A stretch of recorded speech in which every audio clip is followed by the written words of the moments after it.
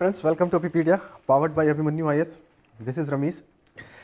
Today we are going to discuss the current affairs of the second week of the month November. नवंबर के second महीने की जो current affairs है वो discuss करने वाले हैं. तो डिस्कस करने से पहले please do not forget to like, subscribe and share the session. Session को लाइक करें, सब्सक्राइब करें, शेयर करें और हमारे चैनल को सब्सक्राइब करना ना भूलें. अगर आप बेल आइकन नहीं दबाते हो तो आपको हमारे वीडियो क्लासेस की नोटिफिकेशन जो है वो आपको नहीं मिलेंगी और आपको पता नहीं चलेगा क्लासेस कब हो रही हैं, कब आ रही है, कब नहीं आ रही है. तो please do not forget to like, subscribe and share the session.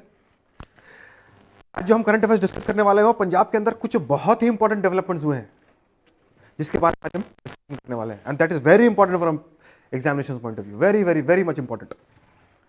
This has been in news from past couple of years also and few developments Punjab also, जो कि पहले दूसरे स्टेट्स ने किया था, अब फिर से पंजाब में भी वो सारी चीजें इंप्लीमेंट हो रही हैं. पॉलिटी एंड गवर्नेंस सेक्शन से, इकोनॉमिक सेक्शन से very very very much important development from examination point of view. अब जैसे कि पंजाब पीसीएस की एग्जामिनेशन आने वाली है तो उसके लिए तो ये बहुत ही ज़्यादा इंपॉर्टेंट हो जाता है. ठीक है, तो चलिए without wasting much of a time let's proceed. आज जो हम टॉपिक डिस्कस करने वाले हैं, सोशल इश्यूज से एक टॉपिक, पॉलिटी एंड गवर्नेंस से 2, इकोनॉमी से 2, आर्ट एंड कल्चर से 1, ज्योग्राफी एनवायरनमेंट से 3 और साइंस एंड टेक से 2 टॉपिक डिस्कस करने वाले हैं. इस वीक की लास्ट वीक की जो करंट अफेयर्स है उसमें बहुत सारे डेवलपमेंट्स हुई है पंजाब के अंदर जिसके बारे में आज हम डिस्कशन करने वाले हैं. ठीक है, खास करके पॉलिटी एंड गवर्नेंस और इकोनॉमी सेक्शन से जो डेवलपमेंट्स हुई है. तो चलिए without wasting much of a time, social issue से जो पहला टॉपिक है हमारे सेशन में आज, मिशन 100% मतलब 100%. 100% का मतलब होता है 100%.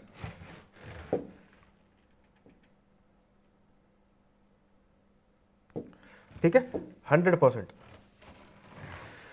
अब ये मिशन 100% है क्या? जो चीफ मिनिस्टर हैं पंजाब के, उन्होंने recently somewhere around approximately 2700 tablets distribute किए स्टूडेंट्स को प्राइमरी गवर्नमेंट स्कूल्स में. 372 प्राइमरी गवर्नमेंट स्कूल्स में ये टैबलेट्स डिस्ट्रीब्यूट की गई हैं और एक मिशन लॉन्च किया गया है, मिशन 100%. 100% मतलब मिशन 100%. मिशन 100% क्या? 2020-2021 की जो ईयर है, जो साल है, इस साल में इस टाइम में हमने देखा कि कोविड की क्राइसिस भी आई थी, लॉकडाउन भी हुआ था, तो बहुत सारे हर एक एस्पेक्ट्स में हमने देखा कि डिसरप्शंस हुई हैं. तो एजुकेशन सेक्टर में जो डिसरप्शन हुई है वहां पे 100% मतलब 100% रिजल्ट प्रोवाइड किया जाएगा.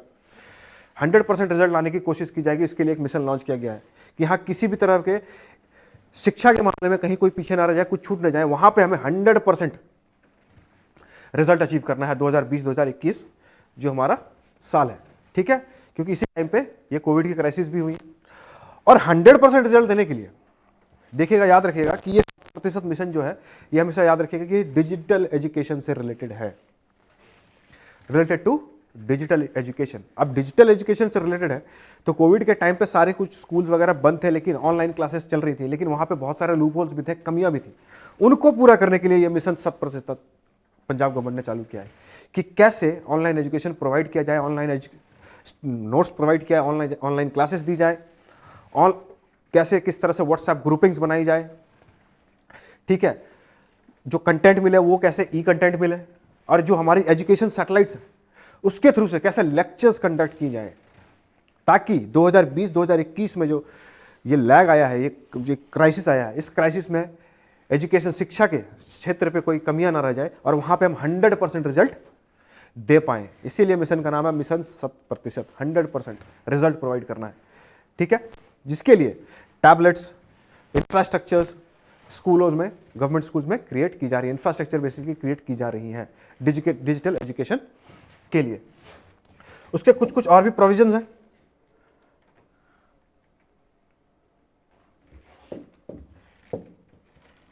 कि इस क्राइसिस के टाइम पे कहीं पे कोई बच्चा छूट ना जाए, पीछे ना रह जाए. तो क्लास 5, 8, 10, 12 ये बहुत ही क्रिटिकल स्टेज होता है स्कूलिंग का. तो यहां पे कुछ कमियां ना रह जाए, स्टूडेंट्स छूट ना जाए, जिसके कारण ये मिशन लॉन्च किया गया है. और जो भी लूप होल्स है, कमियां हैं डिजिटल एजुकेशन से रिलेटेड, खास करके इंफ्रास्ट्रक्चरल चैलेंजेस जो हैं उनको ओवरकम करने के लिए ये मिशन लॉन्च किया गया है. ठीक है, पंजाब गवर्नमेंट के एजुकेशन डिपार्टमेंट ने लॉन्च किया है with an objective to improve the results of government schools in comparison to the past years. ठीक है, अब ये मिशन प्रतिशत is launched to achieve 100% result in class 5, 8, 10 and 12 government schools. The examination will be conducted by Punjab School Education Board in another 3 months. ठीक है, याद रखिए 100% result, कोई पीछे ना रह जाए, कोई छूट ना जाए, कोई फेल ना हो जाए, कोई रह ना जाए, तो 100% रिजल्ट होना है। इसके लिए ये मिशन को लॉन्च किया गया है। लेकिन याद रखिएगा the main motive is digital education. ठीक है, उसके लिए सिंप्लीफाइड एंड इनोवेटिव मटेरियल कैसे दिया जाए सब सब्जेक्ट के लिए। Teaching learning process is easy, interesting and effective, have been prepared by a team of dedicated, कैसे आसानी से पढ़ा जाए, दिक्कत ना हो। Smart classrooms to execute the e content at the grassroot level. Smart classrooms, ठीक है, कहाँ पे smart classroom in the sense government schools के अंदर एलईडीज, प्रोजेक्टर्स, ये सारी चीजें लगाई जाएंगी और इसके थ्रू फिर एजुकेशन दी जाएगी, क्लासेस दी जाएंगी। यहाँ पे एजुकेशन सैटेलाइट, एड्यूसैट जिसे हम बोलते हैं, एड्यूसैट, उस सैटेलाइट की हेल्प से लेक्चर्स दी जाएंगे, अवेलेबल कराई जाएंगी। ठीक है, और यहाँ पे एक अलग अप्रोच फॉलो ये किया गया है, थ्योरेटिकल सब्जेक्ट के लिए अलग अप्रोच है, प्रैक्टिकल सब्जेक्ट के लिए अलग अप्रोच दी गई है। अब जो थ्योरेटिकल सब्जेक्ट है जैसे कि इंग्लिश है, तो इंग्लिश के लिए रीडिंग, स्पीकिंग, इन सब चीज़ों की ऑडियो क्लिप बनाई जाएंगी और फिर वो सबमिट की जाएंगी। इसके लिए एक प्रॉपर लैब भी स्टैब्लिश की जाएगी जहाँ पे ये सारी चीज़ें, इसकी एडिटिंग्स होंगी। ठीक है, ताकि लैंग्वेज में, इंग्लिश लैंग्वेज में किस तरह की इंप्रूवमेंट कर रहे हैं वो क्लिप के, ऑडियो क्लिप के द्वारा बना के फिर उसे उसके बेसिस पे फिर रिजल्ट्स भी तैयार की जाएंगी। प्रैक्टिकल जो भी सब्जेक्ट हैं उसके लिए भी फिर अलग लैब्स बनाई जाएंगी। ठीक है, तो इंफ्रास्ट्रक्चर जो है वो क्रिएट की जाएंगी डिजिटल एजुकेशन के लिए।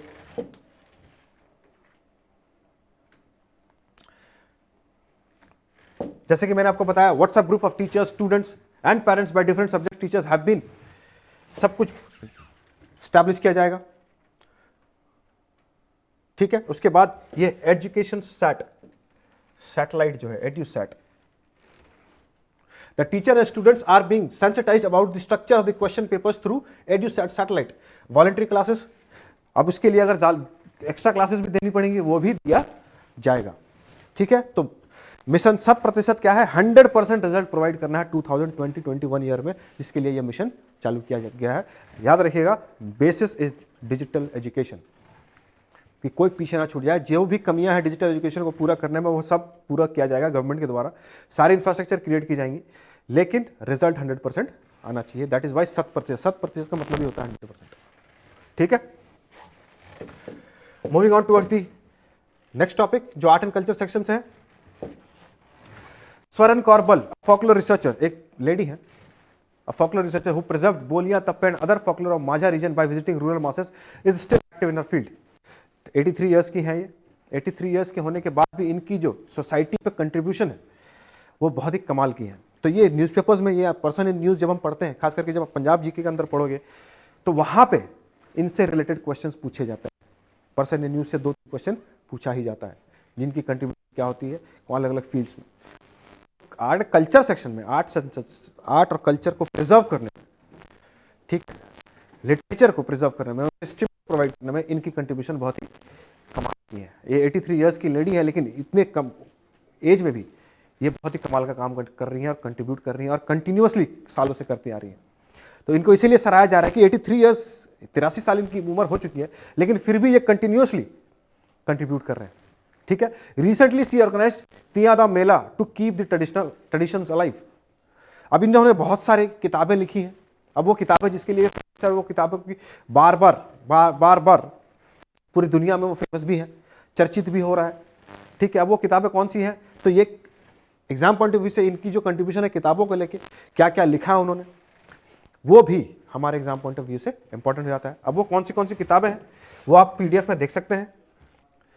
ठीक है, on the bedrock of it she penned a book माझे दे मैं जामी जाई comprising songs, bolia and tapes of Majha region in 2000. She has mentioned every single woman who has been part of the contribution. ठीक है, with the book gaining popularity among the populace, it was published 4 times. The maiden year of publications 2000, 2003, 2009, 2017 by Punjab Saath and International Literary Book. तो इनकी जो famous किताबें हैं ये आपके लिए एग्जाम पॉइंट ऑफ व्यू से इंपॉर्टेंट हो जाता है। ये जो किताब है, अब ये किताब क्या है कंप्राइजिंग सॉन्ग्स, बोलियां and tappas of Majha region. ठीक है, एक फोकलोर है, एक रीजन की ट्रेडिशंस को जिंदा रखने में इनकी कंट्रीब्यूशन बहुत कमाल की है, और न्यूज़पेपर्स में ये सरफेस हो रही है बार बार। तो हमारे प्रीलिम्स पॉइंट ऑफ व्यू से तो ये बहुत इंपॉर्टेंट हो जाता है। Apart from this, she has been part of several radio stations, talks and discussions as well, a source of encouragement for several women of her village for more than a decade. She has also promoted rural culture and folk singing in her Mela Charkheda organized at village. Very important statement from prelims point of view. ये हमारे examination point के लिए important हो जाता है। ठीक है, तो पंजाब जीके के सेक्शन से भी और आर्ट एंड कल्चर के भी सेक्शन से भी, पर्सन इन न्यूज के सेक्शन से भी ये क्वेश्चंस इनके ऊपर हमें पूछा जा सकता है, और हर एक साल 2 से 3 क्वेश्चंस पूछे ही जाते हैं। अब इकोनॉमी सेक्शन से अगर हम बात करें तो make in Punjab policy a very important development and a very important development from examination point of view. Make in Punjab policy, अब मेक इन पंजाब पॉलिसी आप basically it is in juxtaposition with make in India policy of the central government. ठीक है, make in India policy जो central government की है उसी line में, उसी लीनेज में make in Punjab policy devise किया है पंजाब गवर्नमेंट ने। अब ये मेक इन पंजाब पॉलिसी क्या है, दिमाग पे रखिएगा हमेशा एक चीज, ऑलवेज रिमेंबर,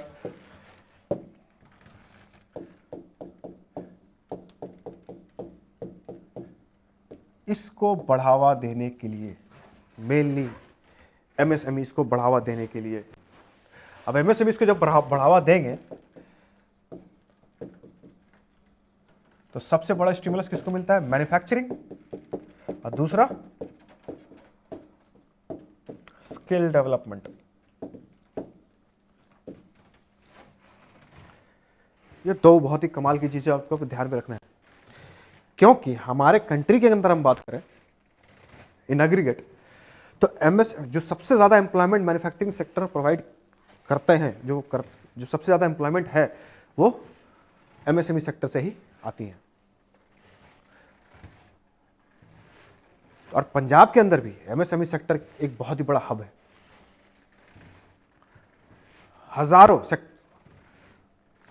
हजारों मीडियम और स्मॉल एंटरप्राइजेस हैं, और उसके तहत बहुत सारी मैन्युफैक्चरिंग होती है और वहां बहुत सारे एम्प्लॉयमेंट अपॉर्चुनिटीज क्रिएट की जाती हैं। तो इसके लिए मेक इन पंजाब पॉलिसी, अब make in Punjab policy MSME को बूस्ट दिया जाएगा, मैन्युफैक्चरिंग को बूस्ट होगा, एम्प्लॉयमेंट बूस्ट होगा, और साथ ही साथ स्टेट की जीडीपी भी बढ़ेगी। अब ये क्या क्या गया है किस सेक्टर में, और कुछ कुछ कानून बनाए गए हैं, कुछ कुछ प्रावधान बनाए गए हैं कि Punjab based manufacture of sports goods, bicycles, auto parts, engineering goods and textile will have an edge over other states in public procurement as the Punjab government will soon notify Make in Punjab policy on the lines of center's Make in India policy। जैसे centre का make in India policy चलता है वैसे ही make in Punjab policy चलेगा। जैसे कि make in India policy के तहत भी कुछ कुछ है कि एमएसएमई से आपको 25% procure,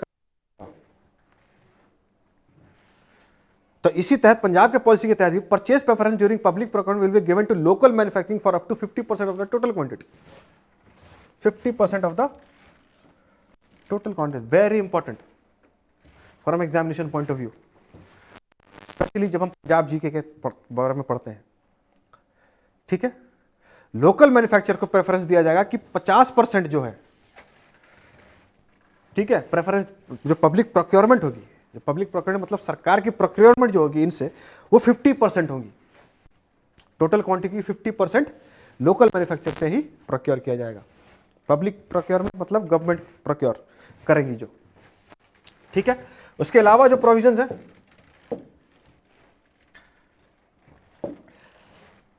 the suppliers will have to ensure that at least 40% of their goods are produced in the state and their bids are under 15% margin of purchase preference above the lowest bid। अब इसका मतलब simple से तरीका यह है कि जो suppliers 40% of their goods are produced in the state, मतलब पंजाब स्टेट के अंदर ही आपको कम से कम 40% आप जो अब सप्लाई कर रहे हैं, ऐसा नहीं है कि दूसरा स्टेट में आप प्रोड्यूस करके पंजाब के अंदर सप्लाई कर रहे हैं, नहीं। अगर आप सप्लाई कर रहे हैं पंजाब के अंदर कर रहे हैं या बाहर कहीं भी कर रहे हैं, तो कम से कम 40%, 40% जो गुड्स आप प्रोड्यूस कर रहे हैं वो 40% पंजाब के अंदर प्रोड्यूस होनी चाहिए, तो ही आप ये पंजाब पॉलिसी, ये जो मेक इन पंजाब पॉलिसी के प्रोविजंस के तहत उस क्राइटेरिया में आप फिट होंगे। वरना आपकी ये जो 50% वाली प्रोक्योरमेंट है वहां पे आपको प्रेफरेंस नहीं दिया जाएगा अगर आप 40% से ज्यादा 40% पंजाब स्टेट के अंदर प्रोड्यूस नहीं कर रहे हैं। ठीक है। इन procurement of goods where there is sufficient local capacity and local competition so that there are 6 local manufacturers or suppliers eligible as per the tender condition purchase। ये प्रोविजंस कुछ है इंपॉर्टेंट यहां पे आपके लिए, ये पॉइंट हो जाता है 50% और ये 40% एग्जाम पॉइंट ऑफ व्यू से, यह ध्यान पे रखिएगा। पब्लिक प्रोक्योरमेंट 50% होना है, लेकिन 40% जो है आपको पंजाब स्टेट के अंदर ही प्रोड्यूस करना पड़ेगा।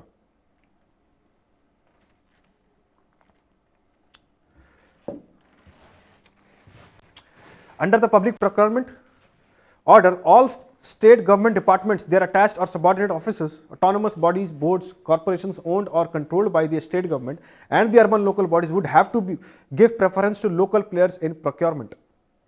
The minimum local content shall ordinarily be 40%. ये भी मतलब पब्लिक प्रोक्योरमेंट, अब ये जो public procurement in the sense मतलब गवर्नमेंट जो प्रोक्योर करेगी, गवर्नमेंट जो खरीदेगी, परचेज करेगी, तो गवर्नमेंट के जुरिस्डिक्शन में जितने भी डिपार्टमेंट्स हैं, ऑफिसेज हैं, including the urban local bodies, उनको किसको, लोकल प्लेयर्स को प्रेफरेंस देना है। और जो लोकल प्लेयर्स हैं, अब जो भी यहां पे जो प्रोडक्शन करेंगे पंजाब के अंदर, उनको भी ये बोला गया है कि कम से कम आपका जो कंटेंट है रिसोर्सेज का या रॉ मटेरियल्स का या रिसोर्सेज का मैन्युफैक्चर के लिए, वो 40% कम से कम पंजाब के अंदर से आनी चाहिए। ये पॉलिसी की ये गाइडलाइंस हैं। ठीक है।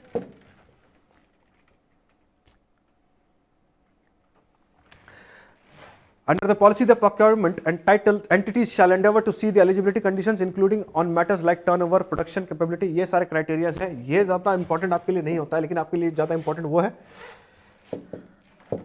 जो मैंने आपको बताया 3 पॉइंट्स। अब इसके बेनिफिट्स क्या क्या होंगे। The policy will promote manufacturing and production of goods in Punjab. Yes, goods में पंजाब के अंदर प्रोडक्शन होगी तो ऑब्वियसली मैन्युफैक्चरिंग बढ़ेगी, वहां पर नौकरियां, रोजगार बढ़ेंगी, एमएसएमईज को बूस्ट मिलेगा, स्टिमुलस मिलेगा, गवर्नमेंट की तरफ से सब्सिडीज मिलेंगी, फायदा मिलेगा, स्टेट की जीडीपी बढ़ेगी।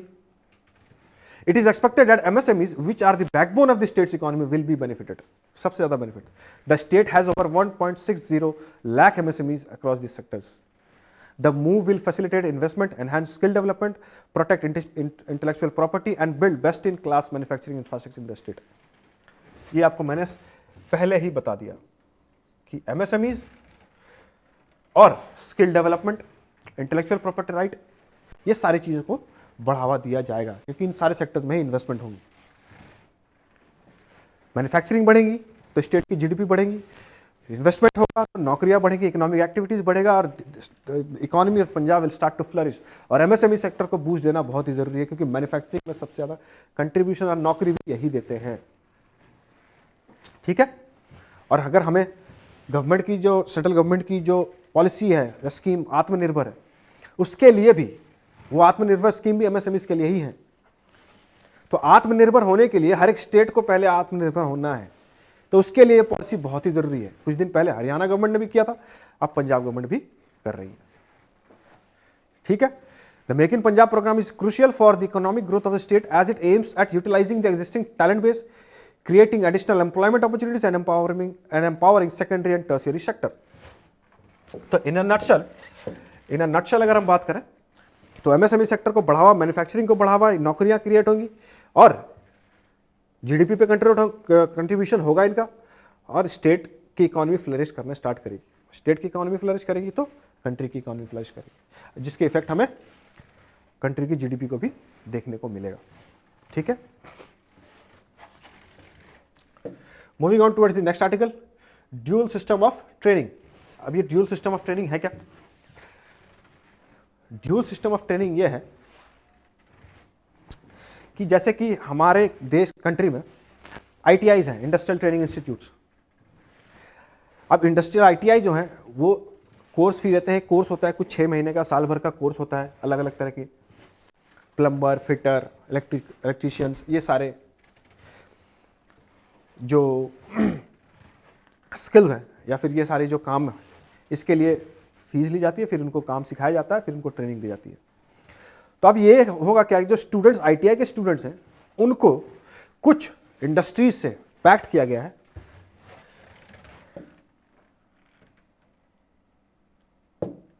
ये आईटीआईज को इंडस्ट्रीज से लिंक किया गया है। लिंक यही लैक करता है हिंदुस्तान के अंदर, ये लैक करता है इंडिया के अंदर कि इंडस्ट्रीज और एकेडमिक्स की इसकी लिंकेज नहीं है। तो जो भी डेवलपमेंट होती है एकेडमिक्स के अंदर, कुछ रिसर्च हो रहा है, वही रिसर्च इंडस्ट्रीज तक पहुंचती नहीं है। अब जैसे यूएस के अंदर होता है, इंडस्ट्री एकेडमी के लिंक इतने स्ट्रांग है कि कोई भी, अब नासा कुछ रिसर्च कर रहा है तो डायरेक्ट वो इंडस्ट्री से पहुंच रहा है, फिर उसकी कमर्शियलाइजेशन होती है। लेकिन इंडिया के अंदर वो चीज नहीं है, इंडस्ट्री एकेडमी लिंक बहुत कमजोर है। ठीक है, तो यहां पे वही करने की कोशिश की जा रही है कि आईटीआई जो हैं, जो स्टूडेंट्स हैं, उनको ट्रेनिंग दी जाएगी। ट्रेनिंग कहां पे दी जाएगी, इनकी यहां पे कंप्लीशन हो जाएगी जब इनकी कोर्स, उनको यहां पे भेजा जाएगा इंडस्ट्रीज पे, ताकि यहां पे वो ट्रेनिंग कर पाए और उसके स्किल के एनहांसमेंट हो, जो वो सीखे हैं उसको प्रैक्टिकल कर पाए और उसके स्किल के एनहांसमेंट हो। ठीक है, स्किल की एनहांसमेंट होगी तो फिर उनकी प्रोडक्टिविटी बढ़ेगी तो फिर उनकी कंट्रीब्यूशन देश पे देखने को मिलेंगी। तो इंडस्ट्री एकेडमिया लिंक ये डेवलप करने की कोशिश की जा रही है, dual system of training. ITI के अंदर भी होगा, उसके बाद फिर इंडस्ट्रीज को भी भेजा जाएगा वहां के लिए। अब इंडस्ट्रीज पे इसलिए भेजा जाएगा कि आज के टाइम पे अगर हम देखें तो बहुत सारे इंडस्ट्रीज में नई नई मशीनें, नई नई इक्विपमेंट्स आ गए हैं, लेकिन जो लोग आईटीआई से ट्रेनिंग करके निकल रहे हैं, पढ़ के निकल रहे हैं, उनको उन मशीनों के बारे में, उन इक्विपमेंट्स के बारे में, नई नई टेक्नोलॉजी के बारे में उनको कुछ पता ही नहीं है। तो कहीं ना कहीं वो पीछे रह जाते हैं। और जिस तरह से आर्टिफिशियल बढ़ रहा है, तो इसके लिए यहां पे उनकी एम्प्लॉयमेंट को खतरा है। तो अब ये इंडस्ट्रीज पे जब इनको भेजा जाएगा तो फिर वो नई मशीनें, इक्विपमेंट्स, टेक्नोलॉजी, वो सब कुछ जानने को, सीखने को मिलेगा, क्योंकि ये बड़े बड़े इंडस्ट्रीज में ये सारी चीजें हैं। जब वहां पे सब ट्रेनिंग मिलने लगेगी तो ऑब्वियसली उनकी प्रोडक्टिविटी बढ़ने लगेगी। तो इसके लिए ड्यूल सिस्टम ऑफ ट्रेनिंग बहुत ही जरूरी है। ठीक है, अब वहां पे जब जाने लगेंगे तो जो भी उनका skill bottlenecks in the skills, तो वो कर लिया आईटीआई के अंदर, लेकिन उनको पता ही नहीं है जब मशीनों के बारे में, टेक्नोलॉजी के बारे में। जब वो पता, ट्रेनिंग जब इंडस्ट्री से लिंक होगा, जब पता चलने लगेगा, तो ऑब्वियसली फिर वो प्रोडक्टिव हो जाएंगे। तो ड्यूल सिस्टम ऑफ ट्रेनिंग का मतलब ही यही है। ठीक है, the state has introduced dual system of training in 35 ITIs where 53 traders have been started to enable industry linkages and to provide hands-on experience to students on the latest machinery and technologies. Currently around 1000 students enrolled under this scheme. 1000 students को enrol किया गया है।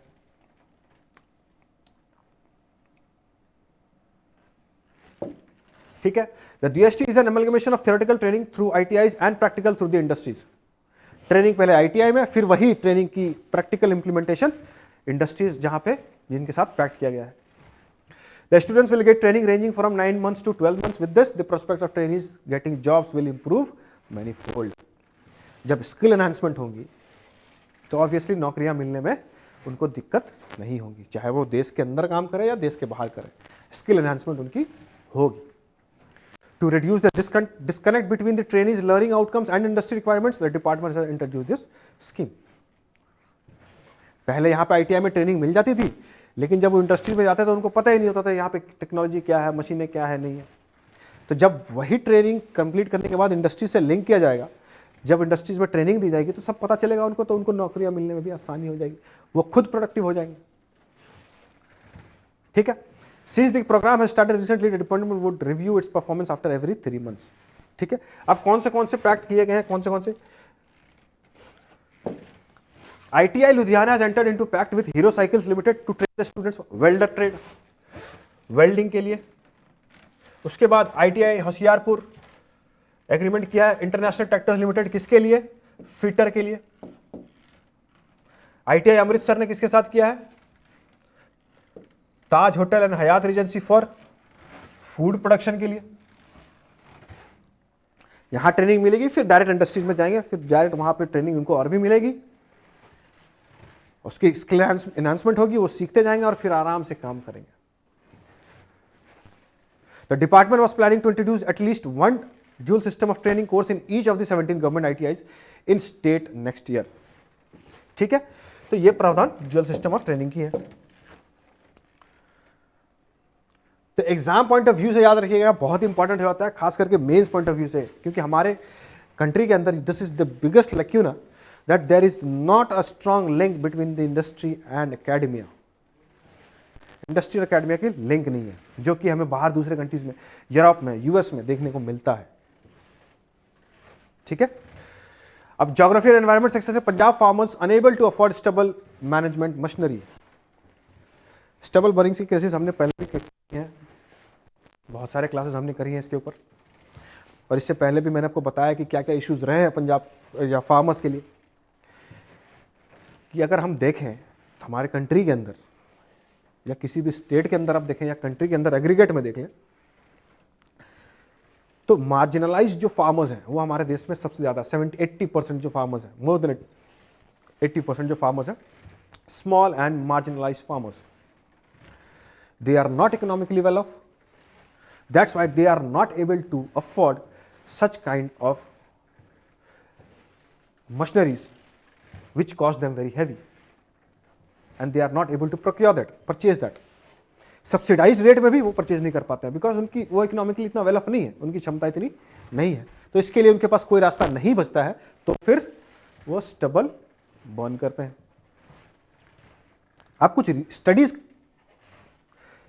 के बाद क्या चीजें सामने आई हैं, despite spending a huge amount on subsidizing crop residual management machines, Punjab has failed to curb the stubble burning cases due to poor implementation of various schemes. अब ये poor implementation of various schemes क्या है? बहुत सारे schemes Punjab government के अंदर लाई गई थी कि स्टबल बर्निंग केसेस को कैसे कम किया जाए। तो गवर्नमेंट ने इसके लिए happy seeder machines, crop residue management scheme निकाली, जिसके तहत बहुत सारे harvester machines, happy seeder machines, बहुत सारी चीजें लेके आए। लेकिन क्या ये चीजें जब लेके आए हैं गवर्नमेंट के द्वारा लाने के बाद, क्या स्टबल बर्निंग केसेस में कमी आई है? क्या कुछ इंप्रूवमेंट देखने को मिला है? क्या किसानों की समस्या का समाधान हुआ है? Whether the government is able to resolve the problem of the farmers, resolve the problem of stubble burning. Why they don't have any options and go to the last resort, and that is last resort, the stubble burning. They are not able to circumvent that because they can't afford to do it. कर ही नहीं पाते, उनकी क्षमता ही नहीं है।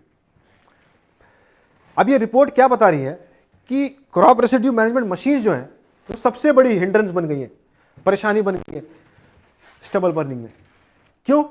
क्योंकि ये जो मशीनें हैं ये इतनी महंगी है कि 50% सब्सिडी देने के बाद भी जो किसान हैं वो उसको अफोर्ड नहीं कर पा रहे हैं, क्योंकि वो छोटे किसान हैं, मार्जिनलाइज्ड फार्मर्स, वो इतनी अफोर्ड नहीं कर पाते, तो उसके पास कोई ऑप्शन नहीं बचता है, तो जाके वो फिर स्टबल बर्निंग करते हैं। और ये जो मशीनें हैं, इसके भी मशीनें जो हैं इनकी भी कुछ अपनी चैलेंजेस हैं। विल सी टू इट, क्या चैलेंजेस हैं। ठीक है, तो जो स्टडी कंडक्ट की गई है उसके बाद, addressing air quality spots due to crop stubble burning during कोविड-19 pandemic, a case of Punjab has been conducted by National Institute for Public Finance and Policy, New Delhi. Later it was adopted as a part of series of policy briefs on Punjab by the Center for Development Economics and Innovation Studies at Punjab University, Patiala. अब ये study क्या बता रही है कि जो types of crop residual management machines including zero till, ये सारी जो मशीन है बहुत अलग तरह की है।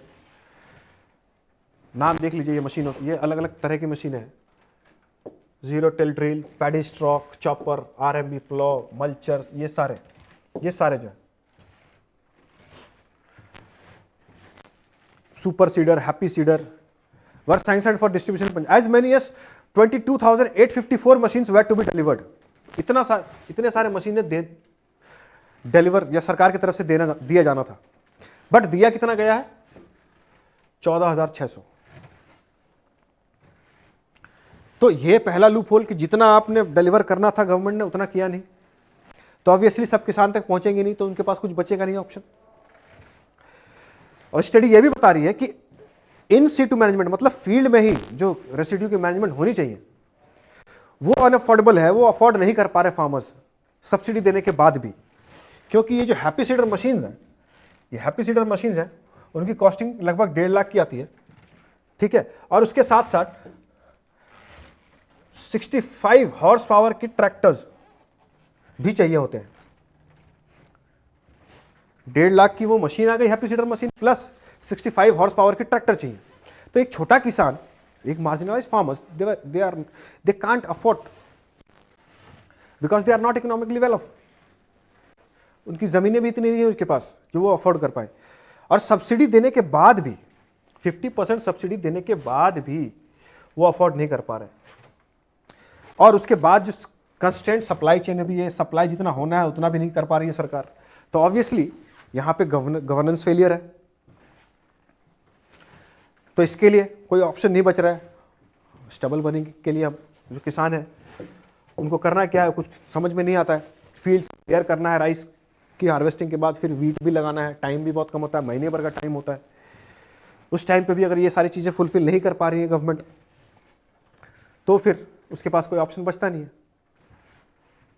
तो स्टेप वो बर्न कर देते हैं फील्ड को क्लियर करने के लिए।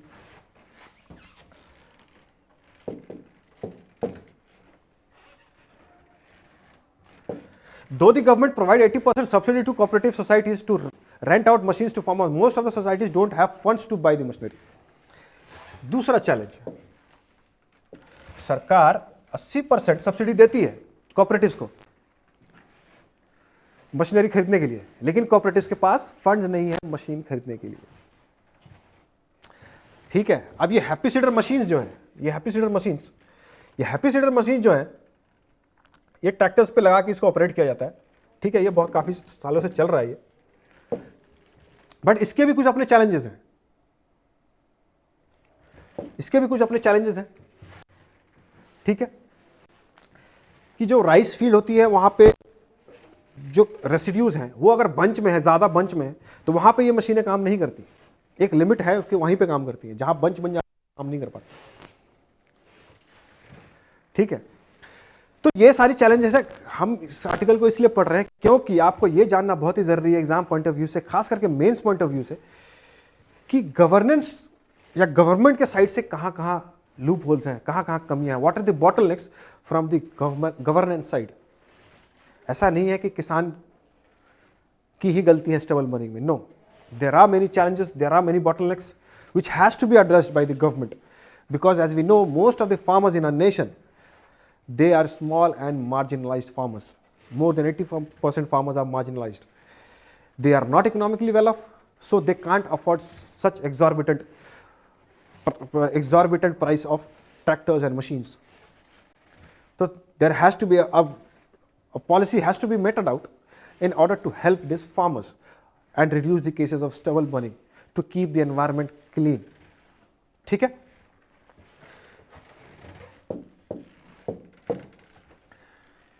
तो इसके बाद स्टबल बर्निंग के केसेस के बारे में हमने बहुत सारे क्लासेस कवर किए हैं, बहुत सारे सेशंस में हमने स्टबल बर्निंग के केसेस को कवर किया है। Almost everything we have covered, every length and breadth of this topic has been covered, और बाकी जो पीडीएफ में आप वहां से देख सकते हैं। Second topic, Chakkho Abohar for better hygiene, government to improve standard of sanitisation in Abohar. एक अबोहर डिस्ट्रिक्ट है, अबोहर डिस्ट्रिक्ट स्वच्छ सर्वेक्षण की जो रिपोर्टिंग आई थी, तो स्वच्छ सर्वेक्षण की रिपोर्ट के तहत Abohar was the third most polluted city. Recently जो रिपोर्ट आई थी स्वच्छ सर्वेक्षण, थर्ड मोस्ट पॉल्यूटेड सिटी, क्योंकि वहां पे सैनिटेशन कंडीशन बहुत ही खराब थी, बहुत खराब थी। तो इसके लिए पंजाब गवर्नमेंट ने अबोहर को स्वच्छ बनाने में, क्लीन बनाने में ये एक स्कीम चालू किया गया है कि अबोहर जो सिटी है उसको कैसे डील किया जाए, वहाँ की सैनिटेशन हाइजीन को मेंटेन करना, और वहाँ की जो वेस्ट मैनेजमेंट सिस्टम है उसको कैसे, या सॉलिड वेस्ट मैनेजमेंट साइट्स है उसको कैसे अच्छा करना है। ठीक है, अब ये स्टेप्स क्या है, remember steps to improve this situation, 10 new community toilets blocks and 7 new solid waste management sites called material recovery facilities would be set up। Chakkho Abohar मतलब शहर की हालत खराब है। A project called Chakko Abor for sanitation and hygiene had been sanctioned by the state government. The word Chakko is used by the Bagri populace which means beautiful, मतलब उसको सही बनाना है, अच्छा बनाना है। तो प्रीलिम्स पॉइंट ऑफ व्यू से हमारे लिए ये इंपॉर्टेंट हो जाता है कि Abohar third most polluted city, स्वच्छ सर्वेक्षण जो डेटा आता है, जो सर्वे आती है उसके तहत। ठीक है, और अबोहर फजिल्का डिस्ट्रिक्ट के अंदर एक शहर है। ठीक है, वहां पे सैनिटेशन, हाइजीन और सॉलिड वेस्ट मैनेजमेंट, ये तीन चीजों की प्रॉपर मेंटेनेंस नहीं हो रही है। तो ये सारी चीजों में इंप्रूवमेंट लेने के लिए चोको अबोहर जो है स्कीम स्टार्ट किया गया है। ठीक है, moving on towards the third, ये हमने लास्ट क्लास में भी डिस्कस किया था, न्यूज़पेपर में फिर से सर्विस हो रही है, migratory birds to flock Harike wetland. ये हमने पिछले क्लास में कवर किया था, पिछले सेशन में भी कवर किया था। ये फिर से आपको ये जानना, देखिए बार बार ये न्यूज़पेपर्स में आ रहे हैं तो करंट अफेयर्स में ये आपके लिए, पहली बात तो हरिका वेटलैंड ये बहुत इंपॉर्टेंट हो जाता है किसी भी एग्जामिनेशन के लिए, और खास करके पंजाब के अंदर कोई भी एग्जामिनेशन अगर हो रही है तो Harike wetland is very much important. You will have to cover the length and breadth of this wetland, सारे एस्पेक्ट्स, कौन से क्या इनकी स्टेटस है, ठीक है, कौन से बर्ड्स यहां पे आते हैं, माइग्रेटरी बर्ड्स,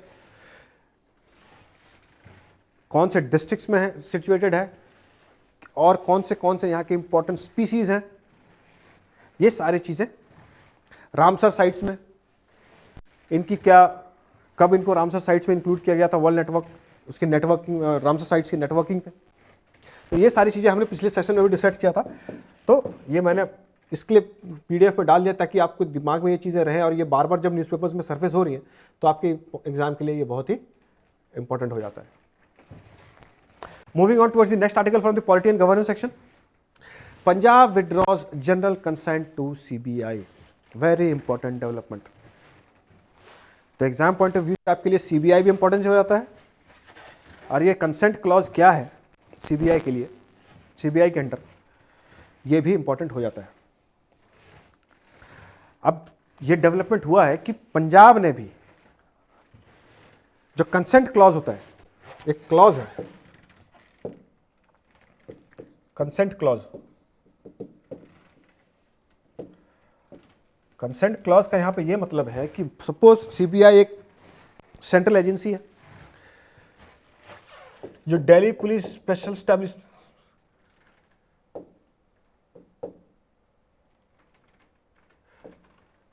एक्ट, इसके तहत काम करती है, यहां से पावर्स मिलती है। ठीक है, तो कंसेंट क्लॉज यहां पे ये है, मान लीजिए कि किसी भी स्टेट के अंदर को कोई केस हैंडल किया गया है सेंट्रल गवर्नमेंट के द्वारा, सेंट्रल, याद रखिएगा सीबीआई फंक्शन करता है मिनिस्ट्री ऑफ पर्सनल की रिक्रूटमेंट वहां करती है, लेकिन ये फंक्शन करता है पीएमओ के अंडर, याद रखिएगा।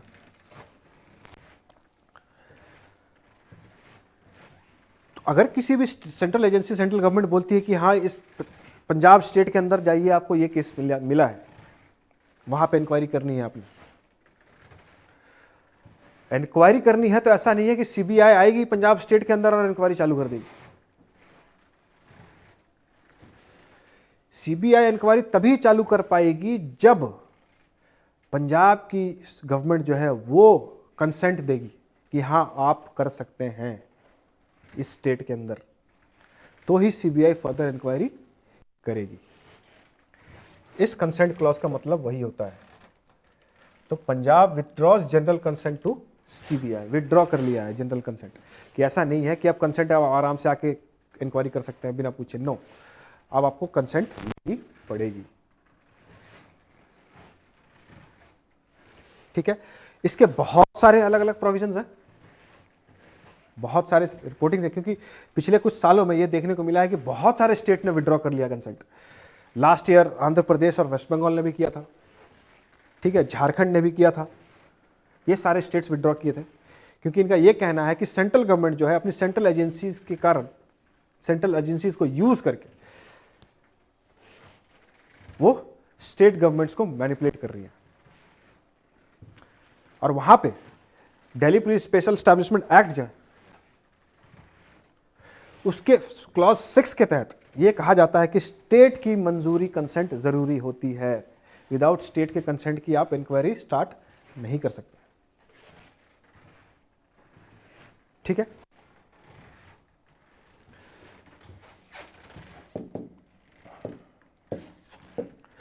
अब कौन से स्टेट्स हैं, ये भी हमारे एग्जाम पॉइंट ऑफ व्यू से इंपॉर्टेंट हो जाता है। कौन से 8 स्टेट्स, राजस्थान, वेस्ट बंगाल, महाराष्ट्र, केरला, ये सारे क्लॉज विड्रॉ कर चुके हैं।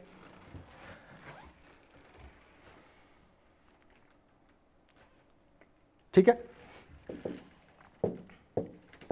इसके अलग अलग केसेस हैं, अलग अलग फाइंडिंग्स हैं।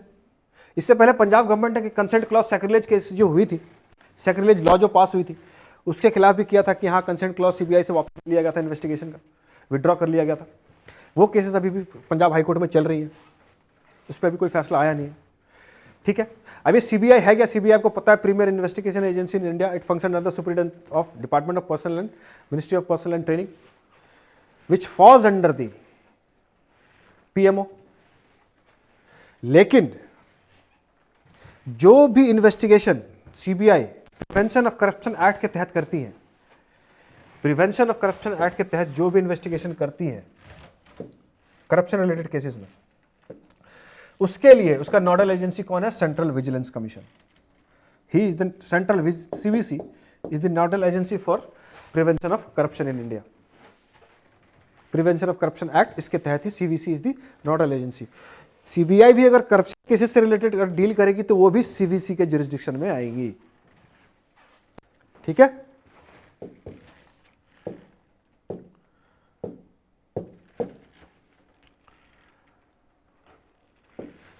कंसेंट क्लॉज क्या है ये मैंने आपको बताया। CBI is governed by Delhi Special Police Establishment Act that makes consent of state government mandatory for conducting investigation in that state। उस स्टेट के अंदर इन्वेस्टिगेशन करना मैंडेटरी हो जाता है। लेकिन कुछ कुछ केसेस ऐसे हैं जहां पे स्टेट की कंसेंट जरूरी नहीं होती।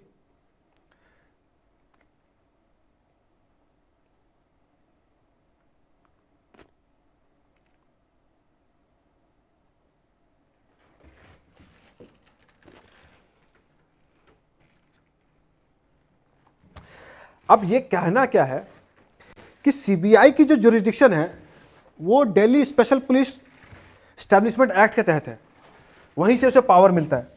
तो वो जो पावर मिलता है वो कन्फाइंड किससे है? दिल्ली और यूनियन टेरिटरीज तक ही सीमित है। दिल्ली के अंदर कर सकती है, बाकी यूनियन टेरिटरीज से कर सकती है, क्योंकि यहां पे भी पब्लिक ऑर्डर या लॉ एंड ऑर्डर जो है वो सेंट्रल गवर्नमेंट के हाथ में है।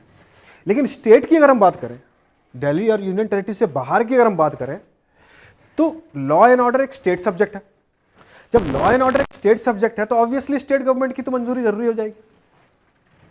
हमें पता है कि law and order is a state subject irrespective of Delhi and UT, उनमें नहीं है, उनमें सब सेंट्रल गवर्नमेंट के पास सेंट्रल सब्जेक्ट है।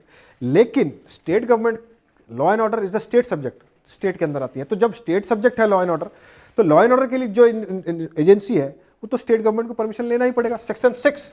Section 6 of Delhi Special Police Establishment Act, the act says nothing contained in Section 5। Section 5 ये बोलता है कि हाँ कर सकता है इन्वेस्टिगेशन, लेकिन यहाँ Section 6 ये बोलता है कि Section 5 में कुछ भी लिखा हो, लेकिन Section 6 ये बोलता है कि Section 5 में कुछ भी लिखा हो, लेकिन Section 6 ये कहता है कि जो भी पावर जुरिस्डिक्शन है स्टेट की in any area in state not being a union territory railway without the consent of the government of that state। मतलब यूनियन टेरिटरी और रेलवे इन दोनों के बाहर उस स्टेट में कुछ भी है तो स्टेट गवर्नमेंट की मंजूरी आपको लेनी पड़ेगी, कंसेंट लेनी पड़ेगी। ठीक है।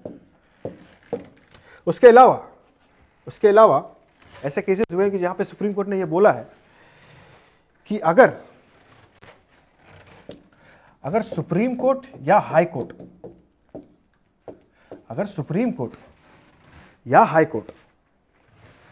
अगर सीबीआई को बोलता है किसी स्टेट में या किसी पर्सन के अगेंस्ट इंक्वायरी, स्टेट इन्वेस्टिगेशन के लिए, ध्यान पे रखिएगा, अगर सुप्रीम कोर्ट या हाई कोर्ट अगर बोल रहा है, मैंने सुप्रीम कोर्ट और high court decrees to start an investigation against anyone in a particular state, उस टाइम पे स्टेट की कंसेंट की जरूरत नहीं होती। Remember this. ठीक है।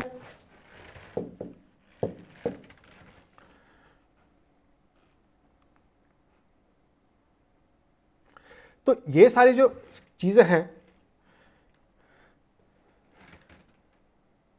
ये कंसेंट को लेके चल रही है, और कुछ सालों से हम देख रहे हैं, कुछ couple from the past couple of years we are able to witness कि बहुत ज़्यादा कंट्रोवर्सीज चल रही है सीबीआई को लेके, एनफोर्समेंट डायरेक्टरेट को लेके, कि हाँ इनको सेंट्रल एजेंसीज को यूज़ किया जा रहा है स्टेट गवर्नमेंट्स को हरास करने के लिए, and it is a direct threat to the cooperative federalism of the nation. तो इसके लिए अलग अलग स्टेट्स ने ये सारे कंसेंट के क्लॉज को विड्रॉ किया है। तो सीबीआई हमारे एग्जाम पॉइंट ऑफ व्यू से बहुत इंपॉर्टेंट हो जाता है, और ये फिर से सरफेस कर रहा है। अब पंजाब ने फिर विड्रॉ किया है तो हमारे एग्जाम पॉइंट ऑफ व्यू से ये बहुत इंपॉर्टेंट हो जाता है। ठीक है।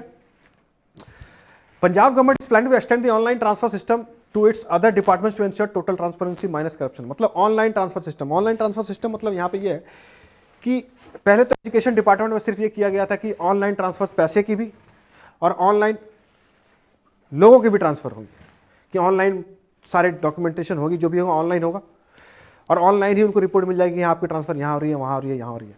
तो इससे जो बीच में जो मिडिलमैन बनता है, जो करप्शन होता है ट्रांसफर से रिलेटेड, वो खत्म हो जाएगा। डायरेक्ट ऊपर से नोटिस आएगा ऑनलाइन कि हाँ आपकी ट्रांसफर हो गई है, और बीच में जो करप्शन होता था, वो जो मैल एडमिनिस्ट्रेशन होता था, वो खत्म हो जाएगा। तो अब इसी चीज़ को जो एजुकेशन डिपार्टमेंट में किया गया, गवर्नमेंट ये प्लान कर रही है कि इसको हम बाकी और भी जो हमारे डिपार्टमेंट हम सब में एक्सटेंड करेंगे। ठीक है। क्योंकि we need to maintain total transparency in governance, जहां पे करप्शन की बिल्कुल जगह नहीं है। जो मिडिलमैन ही क्रिएट होगा, जो प्रोसीजर में जो मिडिलमैन क्रिएट होगा, तो ऑब्वियसली करप्शन होंगे। हमें इस मिडिलमैन इसको ही खत्म कर देना है। डायरेक्ट ऑनलाइन ही ट्रांसफर की जाएगी, कोई कुछ पेपर वर्क और वो सब कुछ होने की जरूरत नहीं है। डायरेक्ट ऑनलाइन ट्रांसफर, रिपोर्ट आएगी, ट्रांसफर हो जाएगा ऑनलाइन, आपको पता चल जाएगा सब कुछ।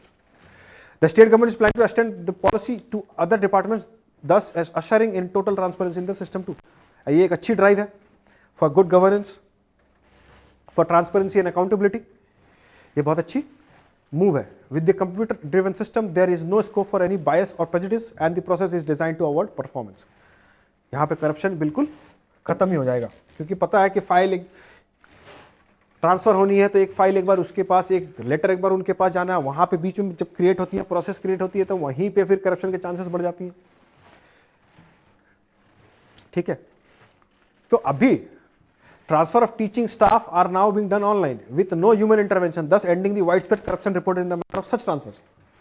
जो ट्रांसफर्स होंगी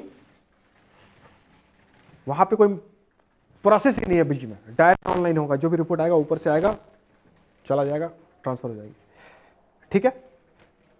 तो ये डिसाइड किया गया है कि बाकी के डिपार्टमेंट्स में भी ये एक्सटेंड किया जाएगा। साइंस एंड टेक्नोलॉजी से हमारा first topic, 5 Guru Nanak Dev university teachers among top scientist of the world, Stanford study. Guru Nanak Dev university के 5 साइंटिस्टों को top scientist of the world में ये 5 भी इंक्लूडेड है, have been listed in the world ranking of top 2% scientists in an independent study conducted by Stanford University. In the study, the scientists of Stanford University, 1 lakh लोगों से ज़्यादा scientist की data create की गई थी। अलग अलग उनके क्राइटेरिया डेवलप किए थे कि साइटेशंस, इंडेक्स, को ऑथरशिप एंड कंपोजिट इंडिकेटर, ये सारी चीज़ क्राइटेरिया को देखते हुए Dr. Narpinder Singh, Head of the Department of Food Science and Technology. Dr. Subodh Kumar from the field of Material Science. Dr. S.S. Sekho, Dr. Tarlok Singh, and Dr. Daljit Singh Arora, Biotechnology, has been listed in ranking on the basis of research quality and quantity indicators.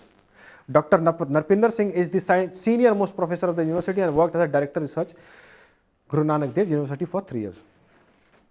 तो ये लोग जो है हमारे exam point of view से बहुत important हो जाते हैं. पंजाब जीके के अंदर से भी पूछा जा सकता है, और पर्सन इन न्यूज के बारे में अगर हम बात करें तो वहां पे भी पूछा जा सकता है. ठीक है. अब जो नरपिंदर सिंह है, डॉक्टर नरपिंदर सिंह,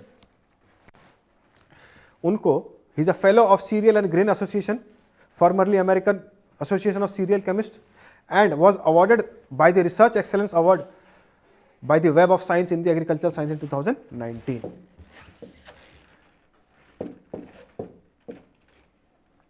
तो ये 5 साइंटिस्ट हैं जो हमारे लिए इंपॉर्टेंट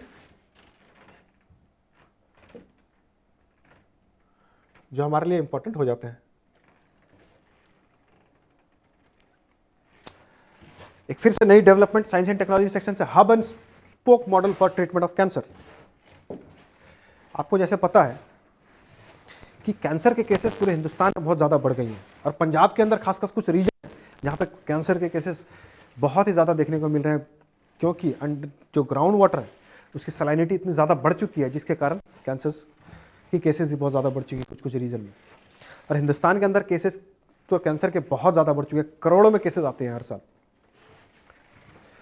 तो टाटा मेमोरियल के हेल्प से, टाटा मेमोरियल ही सबसे पुराना कैंसर ट्रीटमेंट हॉस्पिटल है जो मुंबई के अंदर सिचुएटेड है, और उनके अलग अलग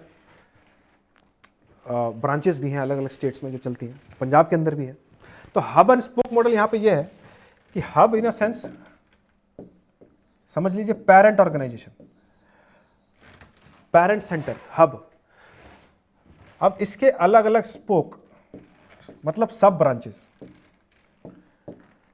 ये जो सब ब्रांचेस होंगे इसे बोला जाएगा स्पोक मॉडल. ये हब और ये सारे जो सब ब्रांचेस है ये होगा स्पोक. एक हब होगा, वहां पे तो ट्रीटमेंट हो ही रहा है, लेकिन अब धीरे धीरे टाटा मेमोरियल जो है और ये atomic energy, direct department of Atomic energy, इनके हेल्प से अब ये सब ब्रांचेस जो होंगे, स्पोक्स जो होंगे, इनमें भी ये कैंसर की ट्रीटमेंट स्टार्ट की जाएगी. इसे बोला जा रहा है हब और स्पोक मॉडल, क्योंकि केसेस बहुत ज़्यादा बढ़ रहे हैं. तो पंजाब के अंदर ये हब और स्पोक मॉडल इंप्लीमेंट की जाएगी. किसके मदद से? डिपार्टमेंट ऑफ एटॉमिक एनर्जी और टाटा मेमोरियल के हेल्प से. और इसकी जो सक्सेस है जो हुई है उसे पंजाब के अंदर भी रेप्लिकेट किया जाएगा, क्योंकि पंजाब के अंदर कुछ कुछ एरियाज हैं जहां पे ये कैंसर के केसेस बहुत ज्यादा देखने को मिल रही है. Under the model hub of nodal centre has been established at Mullapur near Chandigarh at a spoke, मतलब सब्सिडियरी सेंटर. पहले nodal centre, subsidiary centre at Sangrur in collaboration with Tata Memorial Centre Mumbai. A grant in aid organisation under Department of Atomic Energy, that is the oldest and largest cancer centre in the country, जैसे मैंने आपको बताया. तो एक hub होगा, main nodal centre, उसके फिर subsidiary centre जो स्पोक्स कहलाएंगे. हब और स्पोक मॉडल इसे ही बोला जाता है. हब और स्पोक मॉडल से ही हमारे देश के अंदर ट्रीटमेंट चल रही है.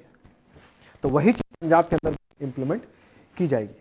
Eight present almost 8,000 patients are being treated annually in the Sangrur spoke at highly subsidised rates with adequate financial support from Punjab. ठीक है.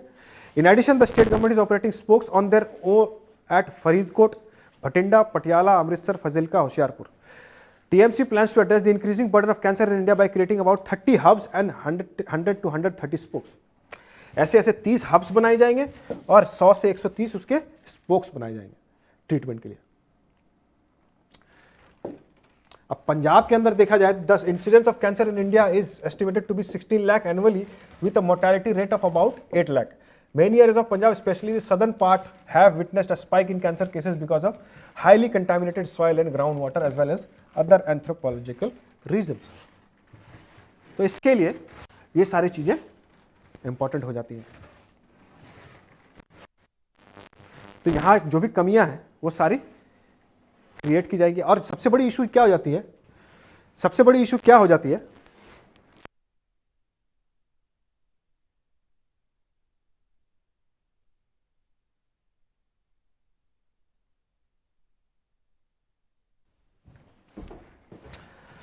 अब देखिए ये कैटास्ट्रॉफिक इसके लिए कैटास्ट्रॉफिक हो जाता है, क्योंकि अब देखिए कैंसर के पेशेंट्स ऐसे हो जाते हैं कि कैंसर के पेशेंट्स के ट्रीटमेंट में बहुत पैसा खर्च होता है, और बहुत लाखों लोग ऐसे होते हैं कि जब वो किसी घर पे इसी तरह की कोई डिजीज या बीमारी निकल जाती है तो उसके इलाज में इतने पैसे खर्च हो जाते हैं कि वो फिर से पॉवर्टी के नीचे चले जाते हैं, फिर से गरीबी, और फिर से उनकी सोशियो इकोनॉमिक कंडीशन बहुत ही खराब हो जाती है। तो it is turning out to become a menace, एक कैटास्ट्रॉफिक हो गया है। तो इसको डील करने के लिए गवर्नमेंट इंटरवेंशन बहुत ही ज़्यादा ज़रूरी हो गई है, और केसेस इतने ज़्यादा रैम्पेंट हो गए हैं, इतने ज़्यादा बढ़ गए हैं, तो it is turning out to become the eye of a storm, बहुत ही खतरनाक कैटास्ट्रॉफिक हो रहा है। ठीक है, as a result every year almost 6 crore of India's population goes below poverty line because of catastrophic health care related expenditure on cancer. 6 crore लोग गरीबी रेखा के नीचे चले जाते हैं, बहुत पैसा खर्च होता है। ऑन्कोलॉजी डिपार्टमेंट में अगर आप जाइए, कैंसर का इलाज क्या है, अगर इलाज हो रही है तो रेडियो डायग्नोसिस की जाती है, केमोथेरेपी दी जाती है, तो इसके लिए बहुत पैसा खर्च होता है। तो इसके लिए it is turning out to become a catastrophic, बहुत ही ज़्यादा दिक्कत, बहुत ज़्यादा प्रॉब्लमेटिक, और लोगों की सोशियो इकोनॉमिक कंडीशन बिल्कुल ख़राब हो जाती है, और सालों तक फिर वो इनसे उभर नहीं पाते हैं।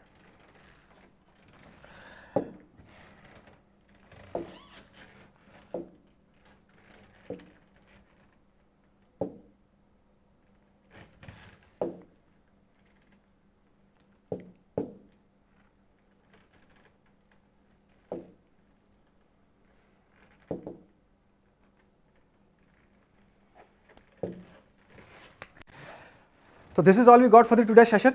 आज के सेशन के लिए हमने इतना ही, अपने ऑलमोस्ट बहुत सारे टॉपिक्स कवर कर लिए जो हमारे एग्जाम पॉइंट ऑफ व्यू से बहुत ही ज़्यादा इंपॉर्टेंट है। और मैं आपको फिर से बोल दूं, please do not forget to like, subscribe and share this session को लाइक करें, सब्सक्राइब करें, शेयर करें, ठीक है। और हमारे चैनल को सब्सक्राइब करना ना भूलें, और बेल आइकन दबाना ना भूलें। बेल आइकन नहीं दबाएंगे तो आपको चैनल हमारी क्लासेस की नोटिफिकेशंस नहीं मिलेगी। तो this is all we got for today session. Will meet in the coming week again. Till then, have a nice day and happy Diwali to all of you. Happy and safe Diwali to all of you. Thank you.